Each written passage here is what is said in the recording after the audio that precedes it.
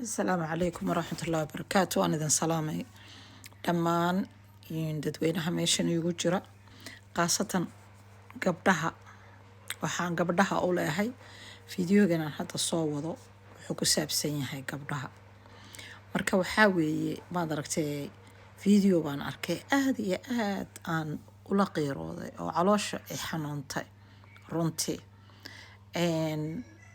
waxaa weeye qofka bini'aadanka ah horta gabadhani waad dhegeysan doontiin codkeeda waan idiin soo dayn doonaa marka hore kolley waa gabar yar oo caruur ah oo brain wash lagu sameeyey brain wash wax la yidhahdo marka oo caqliga laga xado intaad yar tahay waxaan jirin inta lagu sheego la yidhaahdo dee waxaan ay Soomaalidu yidhaahdeen waxbaa lagu xirogeliyaa maad aragtayna run bay isugu sheekeen inay been iyo balaayo intay iskugu sheekeeyaan hadhow toolan realitygu markuu soo baxo waxyaabaha badanaa burburka qoyska keena oo lagu kala tago waa waxaas waayo marka ugu horeysaba haddii run la isu sheegayo oo guriga dhanba run lagu aas-aasi lahaa dhibaatadu way yaraan lahayd laakiin beenta lagu aas-aasayo ayaa wax walba keenaya because beentu waxay keenaysaa filasho fara badan filasho qofkii wuxuu filanayaa waxaan meeshaba oolin hadhowna markuu guri galo wixii uu waayaya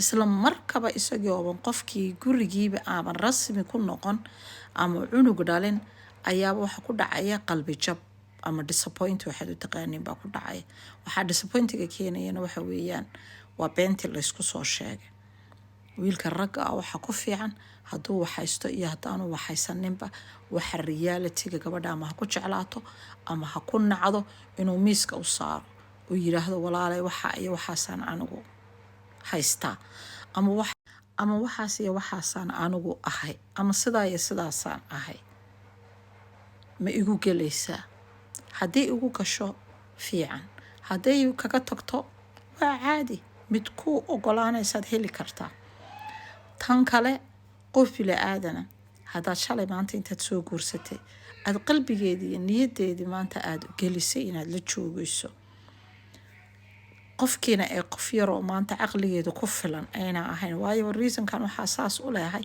waayo gabadhan hadda aan codkeeda idiin soo dayn doono hadduu caqligeedu ku filan lahaa oo gabadh maanta mudakara ay noqon lahayd siday maanta u qalbi jabtay ama ay u oynayso caloosha ugu oynayso ugamay oydeen hadday maanta ahaan lahayd qof maanta maskaxdeedu ku filan waa qof yar oon maanta ku filayn caqligeedu aanu ku filayn weeye marka walaalayaalo wiilasha gabdhahan yaryar eed saa u gelaysaan cuqubadooda iyo caqladooda maalinaan maanta ahayn bay idinka soo bixi doontaa maalinkaana waa too late waa maalin aanad waxba ka qaban karin maalin aanad waxba ka qaban karin meeqaan usoo taagnayn wiilal intay gabdho yaryar oo qurqurux badan ku ciyaareen maanta markay 50 jir iyo 40 jiro noqdeen yiraahdo alla noloshaydii iyo dib igu celiya mana heli doontid maanta wax dib kuugu celinaya ma lahan marka bal intiinan yaryar hadda wixii tagay wuu tagay ka digtoonaada oo qofka bini'aadanka been baa wax lagu xirgeliyaada la caadaystay Soomaalidu caadaysteen ha laga saaro khadka oo qofkan runta u sheega ama ha kugu jeclaado ama ha kugu naco taasi waa taa tan labaad waxaan dhihi lahaa gabdhow haddii oo maanta idinku dhaco dhibaato gabdhow haddii oo maanta aad maaragtay dhibaato noocaas sideedaba marka aad guursataan qofka bini'aadanka haba isa siinin ama yarow ama weynow markasta waxa diyaar u noqotaa wax walba inuu iman karo because markaad waxa qalbigaaga gelisid hadhow toole kuguma noqonayso surprise wuxuu markuu dhaco qof ka kaban kara ayaad noqonaysaa laakiin haddaa badanaad qalbigaaga gelinin wixii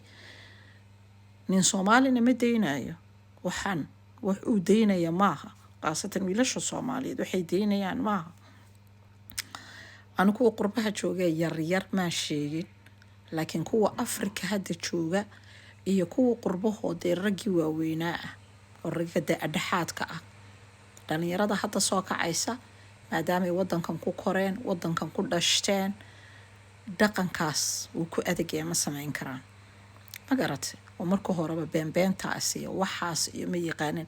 haddii qofka ka tegayaanna waxay uga tegayaan wax calashaan rasmi ah oo de wax lagu kala tegi karo ayay ku kala tegayaan, kuma kala tagaan wax oo maad aragtay beenbeen ah, kuma kala tagaan. marka walaalayaalow, markiina horeba caloosha xirta gabdhow caloosha xirta. ninkan ragga inuu wax walba kaaga iman karo oogsoono, ninkaaga u naxariiso, ninkaaga dhaqo, ninkaaga hayso. awlaadan faraha badaneed ku wada rafaadaysiina iska yareeya. haddaa maanta 4 cunug ilaahay ku siiyo caafimaad qaba, 4taada cunug iska korso. berri adliis haddii lagaaga tago waad la silci kartaa, laakiin 6 7 8 9 baa laga tegaya. inteed geyn kartaa? haye barfaadka intaa laeg fiiriya. marka anigu idinma diidayo wax maanta adee ilaahay qadaray, laakiin hawshu way kala fududahay markaad maanta ilmo badan haysato iyo markaad ilmo yar haysato. 4ba ma yaro, waa ilmo badan, laakiin markay ugu badataba 4 ha noqdaan. wixii ka hoosey 3 2 waa caadi, laakiin ilmuhu haddaba 5 iyo 6 iyo 7ba gaadhaan aad bay u adag tahay koriinkooda. ama qurbo joog ama wadankii joog, way adag tahay waxbarashadoodii, diintoodii, akhlaaqdoodii, wax walba ma dabari kartid adiga keliya. marka wallahi alcadiim fideogan aad baanu la murugooday. horta ilaahay gabadhan caloosha ha u adkeeyo, ninkaasna ilaahay ka soo saara nafsiga uu gabadhaas ka galay. dhammaantiin waan idin salaamay. fideogan xaqiisa siiyo, subscribe, like, comment, share insha allah. like-tana ha naga ilaawina. like-tu fideoga meel dheer bay geysaa oo waxay tustaa, maad aragtay dad badan baa arkaya. marka like fara badanna saara. ilaahayna waxaan uga baryayaa inuu gabadhaas u boogadhayo. idinkana gabdhow caloosha xirta oo waxaan surprise iyana idinku noqon berri markuu idinku dhaco. waayo haddaabad niyadaada geliso is tiraahdo wax kastaa maanta dunidan kugu dhici kara, ilmaa kaa dhiman kara, ninbaa kaa dhiman kara, wax walbaa kaa dhiman kara, saad uga samri lahayd ninkana uga samir. haye oo haysa siinin 100% haysa siinin qofka bila'aadanka. waayo markaasoo kale wey marka maskaxdaadu damage garoobayso. maskaxdaada hadday damage garaysana maxaa lagu falaa? cid wax kugu falaysa malaadunbaa meesha ku rafaadi doona. awlaadna way haysataa gabadhan, oo mul baanahay bay tiri, dharka xitaa suud ku xidhan yahay waxay tiri anigaa u dhaqay bay tiri. bal adduunyada fiiri, ilaah baan idinku dhaarshay. waxaan maanta wadankeenu dhibka uga bixilaa, burburka uga bixinaan, rafaadka uga bixinaan, meel walba ilmaheena loogu dilayo, meel walba ugu dhibanahay, waa cuqubaday raggeena noo soo jeedayaan. ragow sidan isku dhaama. bal waatan codkeedii la dhageysta. gabadhan qawluubta iyo qalbiga ayay ka weynaysaa. waxaana ugu wacan waxa weeye gabadhan waa gabadh maad aragtay umul ah. umul markaad tahayna waxaad u baahan tahay nasasho fara badan iyo in naxariis lagu siiyo. halkii naxariis laga siin lahaa baaba loogu darayba maanta dhibaato in loogu daray. tan kale waxaan ka yaabay naagta maanta arkaysa inuu ninkan ilmihiisii iyo xaaskiisii kasoo tegay, ayada berri intuu geynaya. horta taa isma weydiiyaan miyaa naagahan? ma naago horta may waalan yihiin?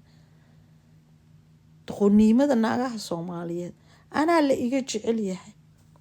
adi haddii lagaa jecel yahay, haddii kale waabad arki doontaaba dhibkiisa ku ka daran lagu geysan doono. kaas waxaa la yidhi couple naageed baa la yidhi couple isma dheero. naagina naag wax ma dheero. yaa de waxaa weeye waa 4 beriyuu kugu cusub yahay. gabadh baa maalin dhaweytaan sheekeysanayna meesha shaqada. waxaan ku arkay nin oo suud xidhan oo soo doondoonaya gaari cusub wato, gawaarida qaaliga. waxaan ku yidhi hey ma odaygaagii? markaas tir me anuu oday malihi, waa nin aan isbaranoon sheekeysanan. ninku marka reer buu leeyahay, caruur buu leeyahay, business oo naagtiisu leedahay buu ka shaqeeya. gaarigan qaaligu watana naagtiisaaba iskale. maalintii dambe gabadhiisa ula sheekeysanaysa isu ogaatay adu iska buris.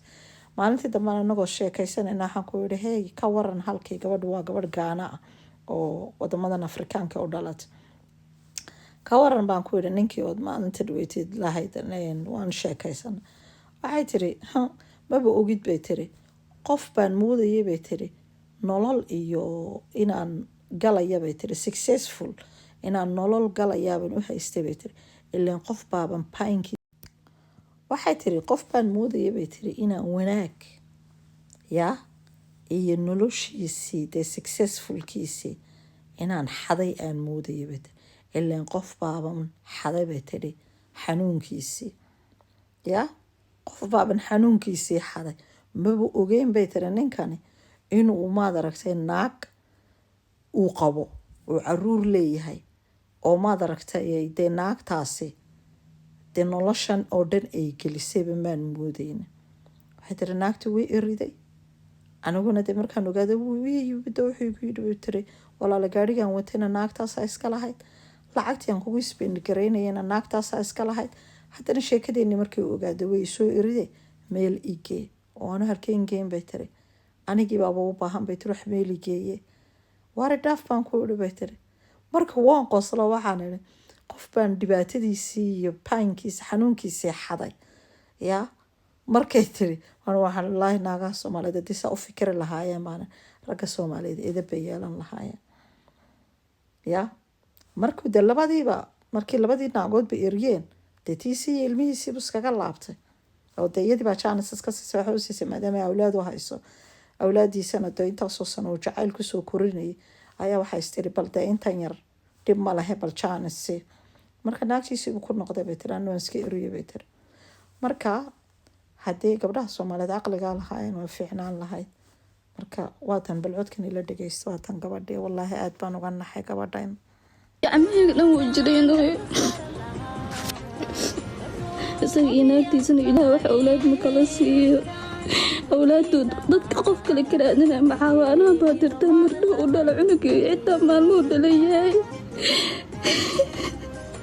shalayta markaa guriga joogta maxaa igu sheegaysinaa waxaan samey rabtid والله أنا وعكو وسمين مدحي وكليا كقاعد الله دبعت كل حتى مكو قاد سيلين شلادي ساعد كامر كماش أنا قدون يصير أدي سبري مهلا وسعلا يسود كايديار معي وشي ويسي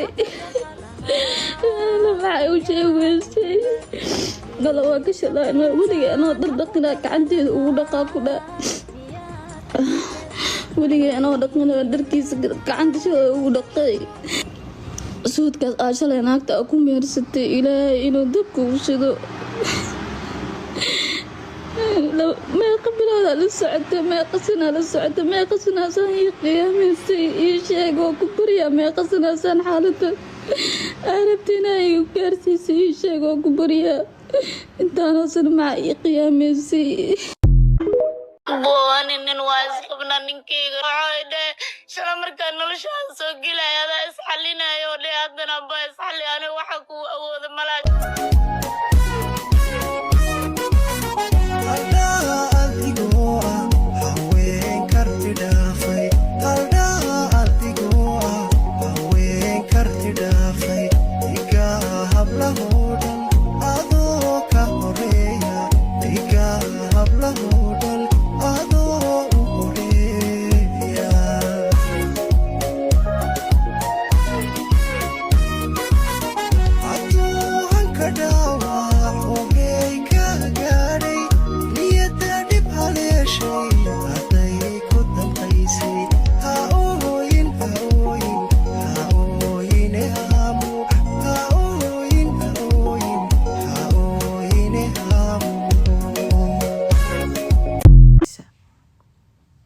marka allaha u tayasiiro gabdhaha Soomaaliyeed way rafaadsan yihiin meel kasta joogaan kuwa dhib badan oo ragga dhibayna way jiraan ilaahay waxaan dhihi lahaa xaq soore ilaahay xaq ha tuso labada dhinacba